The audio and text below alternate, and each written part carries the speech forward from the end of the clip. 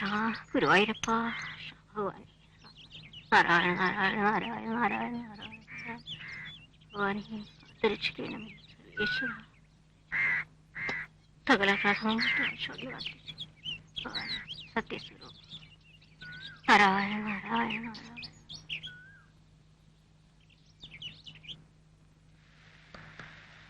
അമ്മയുടെ പൂജ വിളക്ക് വയ്ക്കലൊക്കെ കഴിഞ്ഞു തോന്നണം. ഇപ്പൊ തന്നെ ചായയുടെ വിളി വരും. അതെ, ഇന്നലെ ഉമ്മയല്ലേ അമ്മയ്ക്ക് ചായ കൊണ്ടേ കൊടുത്തത്? ഇന്നിപ്പൊ ഞാൻ കൊണ്ടേ കൊടുക്കാം കേട്ടാ.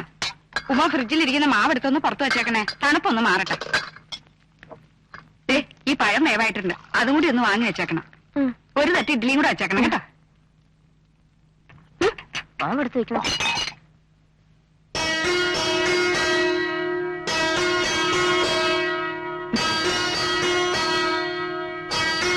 അമ്മേ, ചായ ഞാൻ ഊഹിച്ചു നീ ആയിരിക്കും അമ്മയ്ക്ക് ചായ കൊണ്ടുവരുന്നതെന്ന്. 3 മരുമക്കളും അമ്മയെ സ്നേഹിക്കാൻ മത്സരിക്കുന്നത് കാണുമ്പോ ഈ അമ്മയ്ക്ക് സഹിക്കുന്നില്ല മക്കളെ. ഇതൊക്കെ കാണാൻ ഇവിടെ ഒരാളില്ലാതെ പോയെന്ന് ഓർക്കുമ്പോ. അമ്മ എന്നാത്തിനാ എപ്പോഴും ഇത് പറഞ്ഞു കരയുന്നേ? ചായ കുടിക്കമ്മേ. അയ്യോ, അമ്മയുടെ കാലിൽ എന്ത് പറ്റേ? ഓ, ചെറിയൊരു പെരുപ്പ് പോലെ. അത് അബദ്ധത്തിന് ഇവളോടൊന്ന് പറഞ്ഞുപോയി. തടവിയത് മതി സെലീനെ.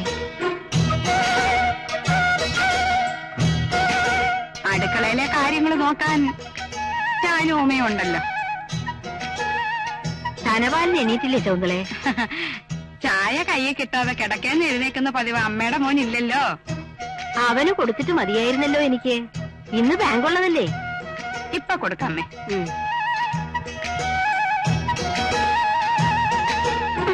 അയ്യോ, ഒന്ന് പതുക്കെ. എഴുന്നേറ്റേ.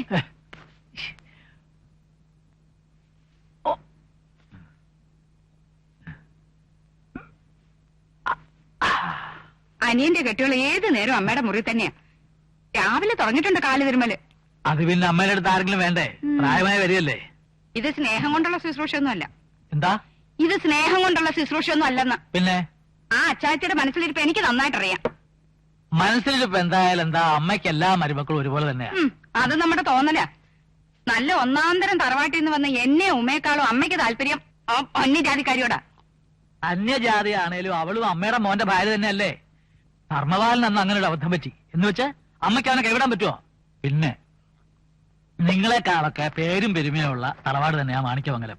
പക്ഷേ പാരമ്പര്യത്തിന്റെ ഇല്ലാത്ത അന്തസ്സും പൊക്കി പിടിച്ചു കിടക്കുന്ന സ്വഭാവം ഇവിടെ ഒരു തലമുറയിൽപ്പെട്ട ഒരാൾക്കുണ്ടായിട്ടില്ല. സ്നേഹിക്കാനേ അറിയൂ അമ്മയ്ക്ക്. അതെ, ജാതി മതം നോക്കിയിട്ടൊന്നുമല്ല. ആയിരുന്നെങ്കിൽ ധർമ്മപാലൻ സെലിനെ വിളിച്ചോണ്ട് വരുമ്പോ അമ്മ 2 കൈ നീട്ടി സ്വീകരിക്കുമായിരുന്നോ? അമ്മയെ പറ്റി എന്തെങ്കിലും പറഞ്ഞ ഇവിടെ ചിലർക്ക് 100 നാക്കാം. എന്താ? ഞാൻ നിർത്തിയില്ല. നിർത്തുക നല്ലത്. എന്നും രാവിലെ ചായ കൊണ്ടിരുമ്പോ മോന്തതേ ഇത്ര ഉണ്ടാവും. എന്തെങ്കിലും കുശുമ്പും പറയാണ്ടാവും. ചായ ഞാൻ കുടിച്ചു കഴിഞ്ഞില്ല. ഇന്ന് ഇത്രയും കുടിച്ചാ മതി.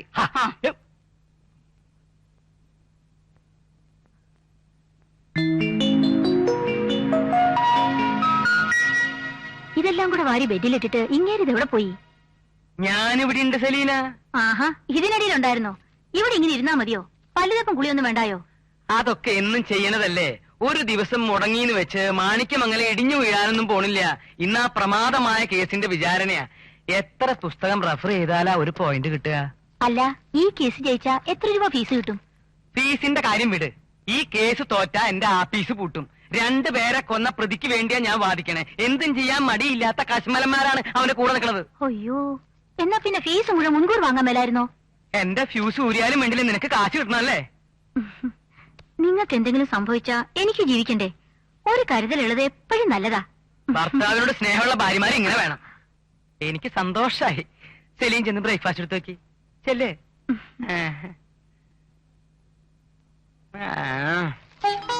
അമ്മയ്ക്ക് വയ്യാന്ന് പറഞ്ഞിട്ട് എവിടെങ്കിലും അടങ്ങിയിരുന്നൂടായിരുന്നോ? എനിക്കൊരു വയ്യായികയില്ല മോളെ. എന്റെ കണ്ണടയെന്ന് വരെ എന്റെ കൈകൊണ്ട് തന്നെ ഇവന്മാർക്ക് വിളമ്പി കൊടുക്കണം. അല്ലെങ്കിൽ എനിക്ക് ഏതാണ്ട് പോലെയാ. അത് ശരിയാ, അമ്മ വിളമ്പി തന്നില്ലേ ഞങ്ങൾക്ക് പോലെ ഏതാണ്ട് പോലെയാ. സത്യം പറയാലോ, അമ്മ കുറച്ചു ദിവസം സുഖമില്ലാതെ കിടന്നപ്പോ വിളമ്പി തന്നത് ഇവളാ. അന്ന് വാദിച്ച കേസ് മുഴുവനും തോറ്റു.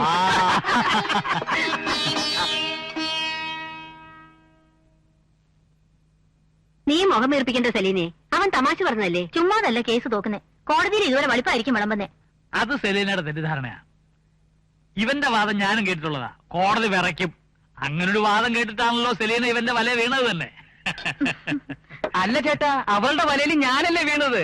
മുക്കുവന്മാരുടെ കൂട്ട് വലയും കൊണ്ട് അവൾ എന്റെ പുറകെ നടക്കുകയല്ലായിരുന്നോ? നീ എന്തിനാ അവളെ വെറുതെ ചുണ്ടി പിടിപ്പിക്കുന്നത്? വല്ലപ്പോഴെങ്കിലും അവളുടെ വലയിലെ ഒന്ന് രണ്ട് കണ്ണി പൊട്ടിച്ചില്ലെങ്കിൽ മാണിക്യമംഗലത്തെ സന്തതി വെറും പെൺകോന്തനാണെന്ന് നാട്ടുകാർ പറയില്ല അമ്മേ. അതൊക്കെ നാട്ടുകാർ ഇപ്പോഴേ പറയുന്നുണ്ട്. അത് ശരിയാ. അല്ലെങ്കിലും എന്തും കൈയെടുക്കണമെന്നുള്ള ഒറ്റ വിചാരമുള്ള സെല്ലിൻ ചേച്ചിക്ക്. ദേ അവള് കേൾക്കണ്ട, നിന്നെ പച്ചയ്ക്ക് തിന്നു. സത്യപാലിനെ കണ്ടില്ലല്ലോ ഉമേ. താമസിക്കുമെന്ന് മറ്റോ പറഞ്ഞോ? ഇല്ല. നൈറ്റ് ഡ്യൂട്ടി കഴിഞ്ഞ് വരാനുള്ള സമയം കഴിഞ്ഞല്ലോ.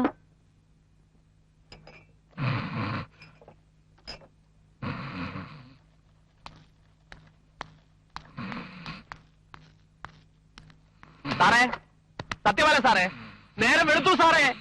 രാവിലത്തെ കുടിയന്മാര് വരാറായി. അവര് കണ്ട മോശമാ. ഒന്ന് എഴുന്നേറ്റേ സാറേ. കെട്ടുവിട്ട് നടന്നില്ല, കുറച്ച് വെള്ളം കളിച്ച് നോക്ക്. ആ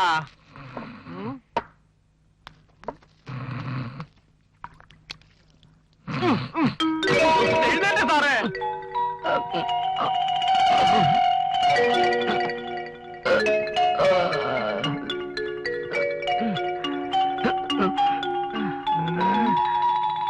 ഇത് സ്റ്റേഷൻ അല്ലല്ലോ, ഞാൻ എങ്ങനെ ഇവിടെ എത്തി? അപ്പൊ അത് സാറിന് ഓർമ്മയില്ലേ? ഇല്ല, ഒന്ന് ഓർമ്മപ്പെടുത്തിക്കേ. അതോ ഏതോ ശവത്തിന് കാവൽ നിൽക്കാറുണ്ട്. വെറും വയറ്റിൽ പോയാൽ ശരിയാവത്തില്ല എന്ന് പറഞ്ഞ് 2 എണ്ണം വിടാൻ കയറിയതാ സാറ്. അവസാനം 2:12 ഇവിടെ അങ്ങ് വീണു. ഞാനാ എടുത്ത് കിടത്തിയത്. ഇന്ന് എനിക്കൊരു മെമ്മോ ഉറപ്പാ. അല്ല, ഡ്യൂട്ടി സമയത്ത് യൂണിഫോം ഇട്ടോണ്ട് ബാറി കയറി വെള്ളം അടിക്കുന്നത് മോശമല്ലേ സാറേ? യൂണിഫോം ഇട്ടോണ്ട് നിനക്ക് തന്നെ ഒഴിച്ചു തരാമെങ്കിൽ യൂണിഫോം ഇട്ടോണ്ട് എനിക്കത് അടിക്കുകയും ചെയ്യാം. നിയമപാലകനെ നിയമം പഠിപ്പിക്കുന്നത് കേട്ടാ. സാറാ കുഞ്ഞിനെയാണ് നീന്താൻ പഠിപ്പിക്കുന്നത്. വരട്ടെ ബില്ല്. ബില്ല് പുല്ല്. പോലീസുകാരനോടാണോ ബില്ല് ചോദിക്കുന്നത്? ഞാൻ IAS സ്ഥലം മാറി ഇവിടുന്ന് പോകാൻ പോകുന്നില്ലല്ലോ. നാളെ തരാവിടോ. ശവം ആകെ ഒത്തിയോ എന്തോ.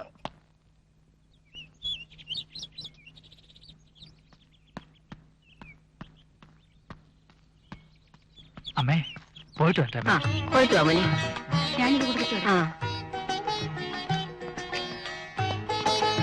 എന്നെ അനുഗ്രഹിക്കാമേ. ആ, പോയിട്ട് വാ മോനെ. നീ ഇന്ന് ഉച്ചയ്ക്ക് ആഹാരം ഒന്നും കൊണ്ടുപോണില്ലേ? എന്തും വാങ്ങിച്ചു തരാൻ കക്ഷികൾ ക്യൂ നിൽക്കുമ്പോ ഞാൻ എന്തിനാ അമ്മേ ഈ പൊതിച്ചോറും കൊണ്ട് പോണേ? കാര്യമൊക്കെ കൊള്ളാം. 6 മണിക്ക് മുമ്പ് എത്തണം. ഇന്ന് ഡോക്ടറെ കാണേണ്ട ഡേറ്റാ. ഓ, ഞാനതങ്ങ് മറന്നു. നീ ഒരുങ്ങിയെന്നോ? ശിവന്റെ അമ്പലത്തിൽ ഒരു അർച്ചന വെച്ചിട്ട് പോയാ മതി. ശാസ്ത്രം മാത്രം വിചാരിച്ചിട്ട് കാര്യമൊന്നുമില്ല. അന്തോണീസ് പുണ്യാളന്റെ പള്ളിയില് ഞാൻ ഇന്ന് പ്രാർത്ഥിക്കുന്നുണ്ടമ്മേ. അമ്മ ഒന്ന് സമാധാനിക്ക്. ഈ അന്തോണീസും ശിവനും കൂടി വിചാരിച്ച 1 അല്ല 9 കുട്ടികൾ അമ്മയ്ക്ക് താലോലിക്കാം. ബാക്കി നമുക്ക് അനാഥാലയത്തിൽ കൊടുക്കാം. പോരെ? ശോ, ഈ പഴയ പന്നാക്ക് സാധനം വല്ല ഇരുമ്പ് വലിക്കും കൊടുത്ത് ഒരു മാരുതി വാങ്ങാൻ പറഞ്ഞ ചേട്ടൻ കൂട്ടാക്കില്ല. നിങ്ങൾക്കല്ല അച്ഛൻ, എനിക്കാ തന്നത് കാറ്. കോടി രൂപ എന്നാ കൊടുക്കൂല. സ്റ്റാർട്ടിംഗ് ഉണ്ടെന്നേ ഉള്ളൂ. ഒരു അംബാസഡറും ഫിയറ്റും ഇവന്റെ വെട്ടം നിൽക്കൂല. അപ്പൊ ഞാൻ പോട്ടേട്ടാ.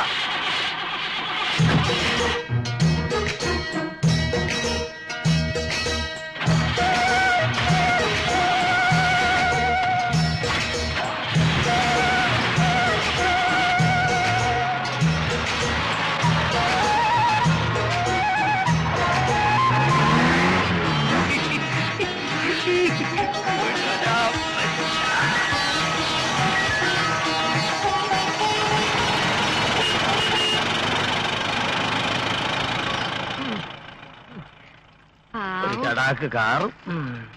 അമ്മ, നീ എന്താ ഇന്നിത്ര താമസിച്ചേ? ഒരു തൂങ്ങി വരണം. ഡെഡ് ബോഡിക്ക് കാവൽ നിൽക്കുകയായിരുന്നു ഇതുവരെ. ഇപ്പോഴാ കെട്ടിയെടുത്തത് പോസ്റ്റ്മോർട്ടത്തിന്. ആ വിവരം നിനക്കൊന്ന് വിളിച്ചു പറഞ്ഞുകൂടായിരുന്നോ? ഇവിടെ മനുഷ്യർ തീ തിന്നുമായിരുന്നു. ഞാനും അങ്ങനെ തന്നെ ആയിരുന്നു. തീ തിന്നാൻ പ്രയാസമായതുകൊണ്ട് മടമടാന്ന് കുടിക്കുകയായിരുന്നു. ഫോൺ ചെയ്യാൻ പറ്റണ്ടേ? മാറി എന്നാ ഡെഡ് ബോഡി ആരെങ്കിലും അടിച്ചു മാറ്റിയാലോ? അതാരാ ശവത്തിന് ഇത്ര അത്യാവശ്യക്കാര്? കൊള്ളാം, വില കൂടിയപ്പോ ഇപ്പൊ ഭയങ്കര തള്ളല്ലേ? എന്തിനു വില കൂടിയെന്നാ? കിഡ്നിക്കും കണ്ണിനും ഇപ്പൊ എന്താ വില? കണ്ണു തെറ്റി അടിച്ചു മാറ്റത്തില്ലേ? ഞാൻ പോയി കുളിക്കട്ടെ, ദേവാസലം നാറുന്നു. അതിന് നീ ശവത്തിൽ കയറി പിടിച്ചോ? ഞാൻ പിടിച്ചതല്ല, എന്നെ പിടിപ്പിച്ചതാ. അതും തലയ്ക്ക് തന്നെ. അതല്ലേ വീണുപോയത്. ഇന്ന് നിനക്ക് എപ്പോഴാ മോനെ ഡ്യൂട്ടി? ഇന്ന് രാത്രിയിൽ നൈറ്റാണമ്മേ. രക്ഷപ്പെട്ടു.